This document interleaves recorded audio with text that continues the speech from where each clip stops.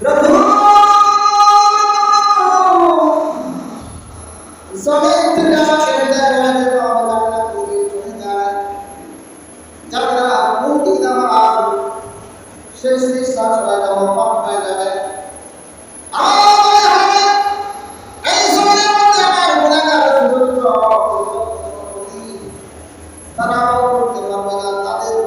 রিজিকের সন্তানের পৃথিবীর জমিনে জীবিত স্থানে ঘোরাফেরা করবে, তোমার হুকুম পালন করতে তাদের ব্যবহার করবে।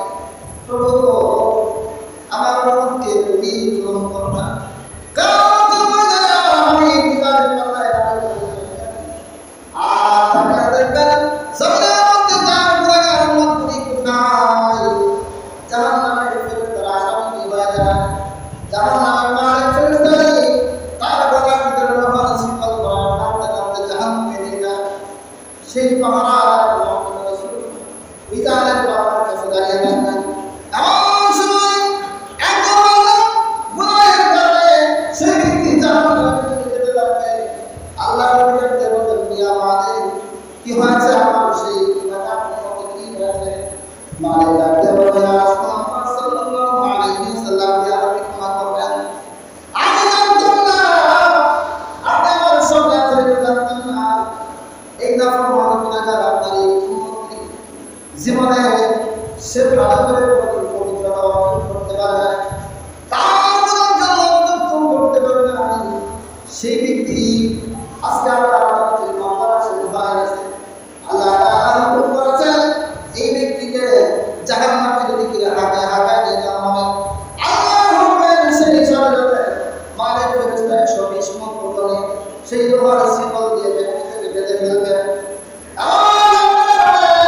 ওই ব্যক্তি আর লড়তে পারবে না, পিছন দিক থেকে মারা হবে, জিহ্বাটা সম্পূর্ণ বের করা হবে, মাথা দিয়ে পিছন পর্যন্ত জিহ্বাটাকে বের করা হবে।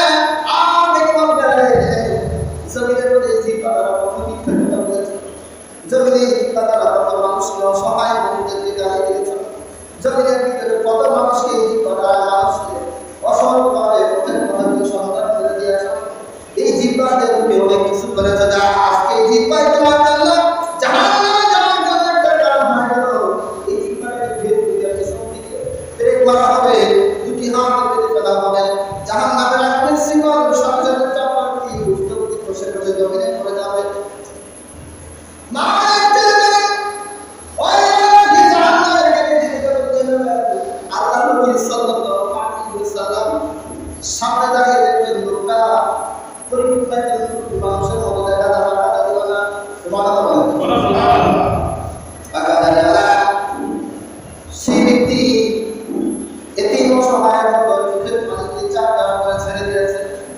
পানিতে হাসির পানিটা স্পর্শ করলে আল্লাহ নবী সাল্লাল্লাহু আলাইহি ওয়াসাল্লাম ডাকতে বলে, মালিক, যে ব্যক্তিটাকে জাহান্নামে নিতে চাও, এই ব্যক্তিটার মিজানের পাল্লার মধ্যে তার গুনাহের পাল্লা ভারী হয়েছে নাকি? তখন বলবে, লাব্বাইক ইয়া রাসূলুল্লাহ, এই ব্যক্তি এত গুনাহ করেছে যে গুনাহের কারণে মিজানের পাল্লা তার নেকির পাল্লার এত হালকা হয়ে গেছে, এই হালকার কারণে আর গুনাহের পাল্লাটা ভারী হওয়ার কারণে জমিনের ভিতর থেকে আর পাল্লার মধ্যে উঠে যায়। এই ব্যক্তি আল্লাহ তাআলার হুকুমের কারণে তাকে জাহান্নামে নিয়ে যায়। আল্লাহ নবী বলেন, লোকটা তো আমার সুন্নতের গাড়িটা রেখে দিয়েছে, সুবহানাল্লাহ।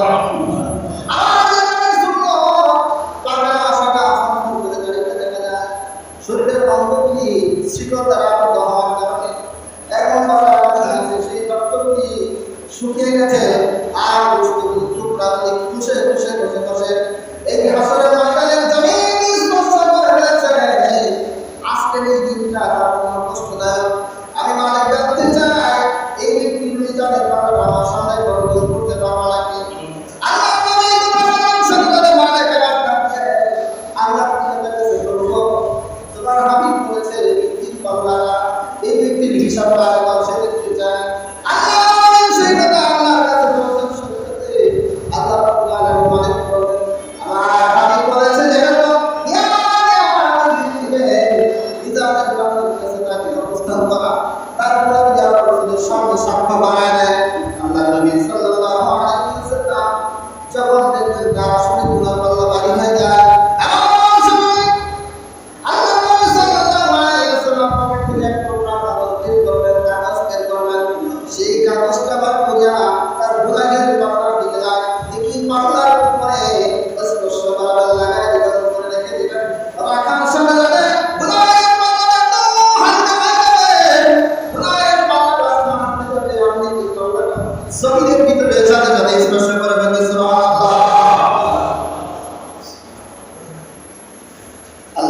সাল্লাল্লাহু আলাইহি ওয়াসাল্লাম এই কাজটা করার সাথে সাথে মাথায় ডাক্তার কি ভালো করেছিলাম। এখন তো আমি দেখলাম এই তিন পাতা রবি আর ওনাদের বড় আসমানে কি ভালো জানে না। আমি চাই এই ব্যক্তিকে তোরা সবাই ছেড়ে দিয়ে জান্নাতের চাই বলে তাকে জান্নাতের ফয়সালা করে দাও। এমন সময় আল্লাহ সেই বান্দা রাসূলের পা দিয়া জমিনের ভিতরে পথরে পড়ে যাবে। এর আপনি এই হাসরের কঠিন ময়দানে আজকে আমার জন্য কি দয়া করবেন না। আপনি কোথা থেকে আসলেন কে আপনি জানেন না। আমার প্রতি এত দয়া করলেন এই কঠিন বিপদের সময় কঠিন সময় আমাকে আপনি সাহায্য করিয়া দেখিয়ে বললেন ভাই করিয়া আপনি আমাকে জাহান্নাম থেকে মুক্ত করিয়া জান্নাতের ফয়সালা করলেন। কে আপনি আপনি যদি পরিচয় না দেন আমি আপনার কথা আল্লাহর কথা বাবা সাল্লাল্লাহু আমাকে জানি আমি তো সেই ব্যক্তি যে ব্যক্তি বর্তমান জমিনে এসে বলবো আপনাদের জন্য গ্রহণ করেছিলাম। আমি তায়েফের ময়দানে রক্তাক্ত জন্য ছিলাম, উহুদের ময়দানে জান্নাত মুবারক শহীদ হয়েছিল সেই আমি ব্যক্তি আমাকে চিনি। এই কথা বলার সাথে সাথে আল্লাহ আমাকে বলেন প্রভু তোমার সেই নবীকে আমার সাক্ষাৎ আজ পর্যন্ত আমি কোনোদিন জমিনে দেখি না, রাসূলকে আমার দেখার ভাগ্য পাই নাই। আজকে হাসরের ময়দানে তোমার রূপকে আমি সামনে দেখেছি। আল্লাহ তোমার প্রতি পাইলে মনটা আমি চিন্তাই করে গেলাম। আমার রাসূলকে আমাকে সব খেতে গেলা আমাকে জান্নাতের ফয়সালা করা দিয়েছ। আমি যদি জানতাম এমন ব্যক্তি রহমতের ব্যক্তি হবে, এমন ব্যক্তি এত দয়াশীল হবে যদি জানতাম তাহলে এই শরীরের ভিতরে কোনো গুনাহের কাজ করতাম না। এই মহানের অনুসরণ করিয়া এই জমিন থেকে বিদায় হয়ে যেতাম। আর আমাদের চেতনা আমরা কি নিয়ে বসাতে জানি না। এই উম্মতের কাছে কি আমাদেরকে এত দয়া করবেন এত মায়া করবেন একটা সুন্নতের জন্য আল্লাহ রাসূল আপনার প্রতি দয়া করবেন। একটা সুন্নত আমরা কি এটা করতে পারি না? এই মহরম মাসে আমাদেরকে এই চিন্তা ভাবনা আসে না একটা মাত্র সুন্নত আদায় করা নিয়ে করি। আজ থেকে একটা সুন্নত আদায় করা নিয়ে করি যে আল্লাহ রাসূল যে সুন্নতটা আমি বেশি পছন্দ করেন এরকম